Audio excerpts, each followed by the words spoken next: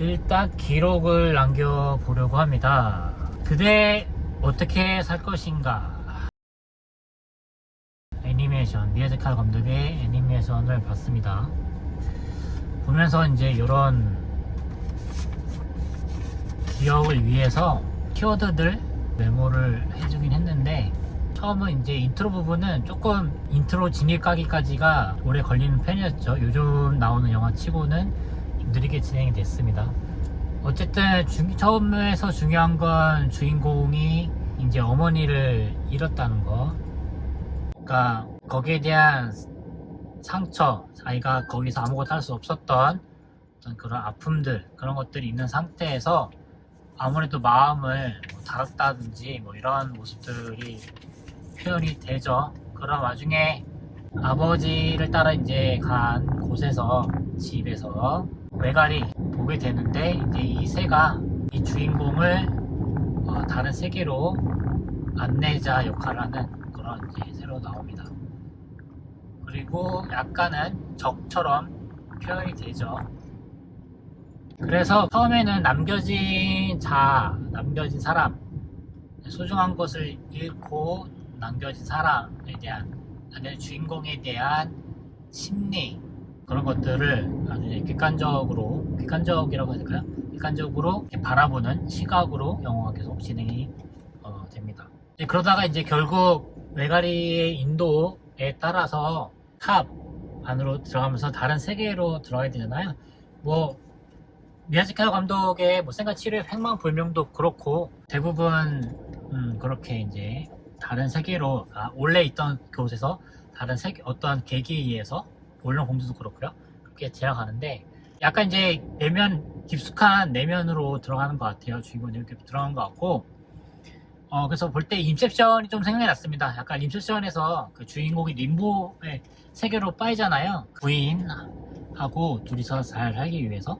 약간 그런 림보의 세계처럼 그 애니메이션에도 나온다는 거, 영화 보고 생각이 났었고요. 그리고 이제 어쨌든 어머니를 잃고, 또 새 엄마가 어머니의 이제 여동생인데, 이제 그 여동생, 겉으로는 표현 안 하지만 이제 속으로는 그 여성을 인정하기 싫은 그런 부분이 아무래도 있었겠죠. 그런 것들이 좀 표현이 되는데, 그냥 그거는 뭐 그렇게까지 중심적으로 다룬 것 같지는 않고요. 근데 결국 중요한 것은 이 영화에서는 미야자키 하야 감독이 자신의 이야기를 했다고 했잖아요. 네. 거기에 집중해보면 그렇게 이해하기가 어려운 부분은 없는 것 같습니다.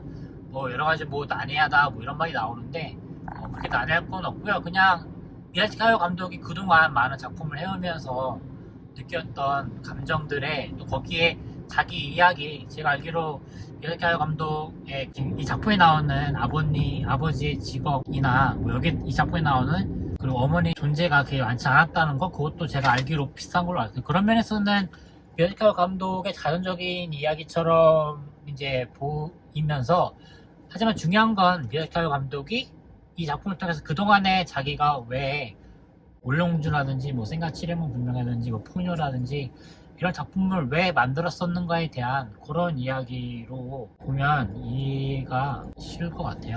그렇게 어려운 부분은 없죠.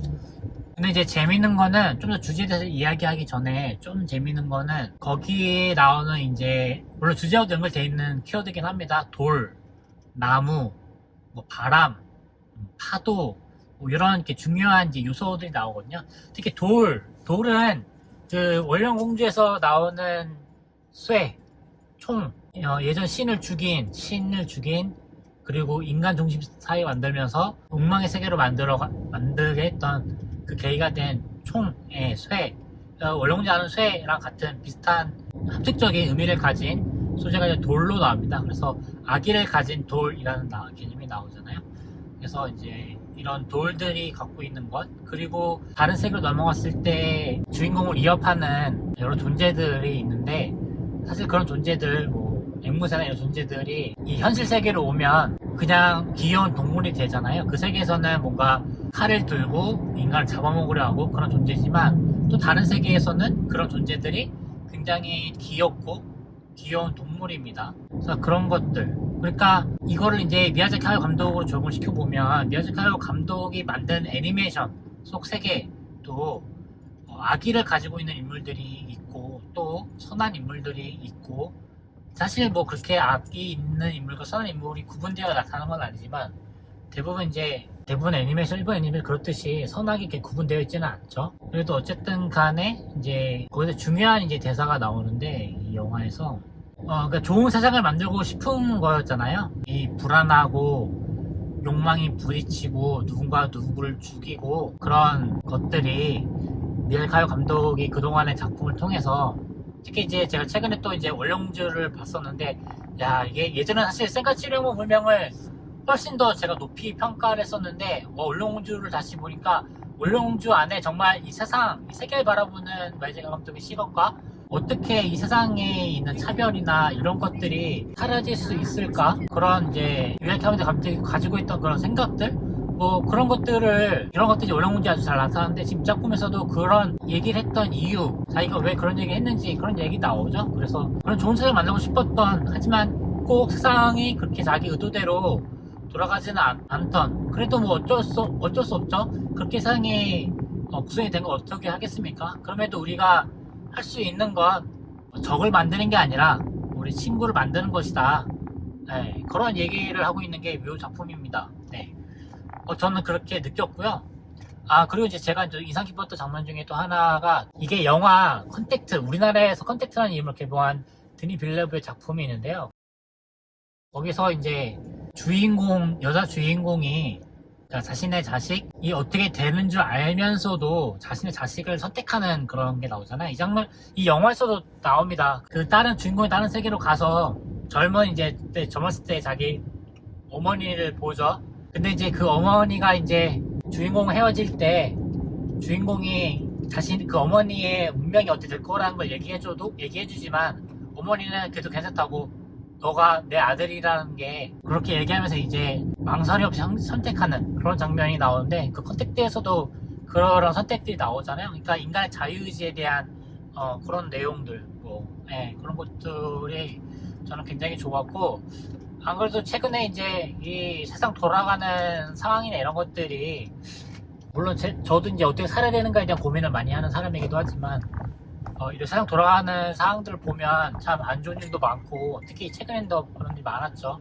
왜 또 저런 사람은 저렇게 살까? 뭐 이런 것들의 고민들이나, 그래서 올바른 길이란 게 무엇인가? 그런 이 세상 속에서 나는 무엇을 선택해야 되는가? 이 영화의 제목처럼 내가 무엇을 어떻게 살 건 선택하는가? 이제 그런 거에 대한 그동안에 미야자키 감독이 자기 작품을 통해서 얘기했던 내용들. 그래서 애니메이션 통해서 좋은 세상을 만들고 싶었고, 하지만 그렇지 잘 안 됐고. 그럼에도 어쨌든 좋은 거는 그렇고, 뭐 나쁜 것도 그렇고, 뭐 기억을 잊혀져지겠지만, 시간이 지나면서 잊혀지더라도 기억을 할 필요가 있다라는 거는 뭐 센카치룡문명에서 나왔던 거였지만 뭐 잊어버리긴 하죠. 그래서 그래도 이제 어느 정도는 있는 것도 중요하다는 것들을 얘기를 하죠, 작품에서. 그래서 이제 그런 내용들을 되게 저는 좋았습니다. 네.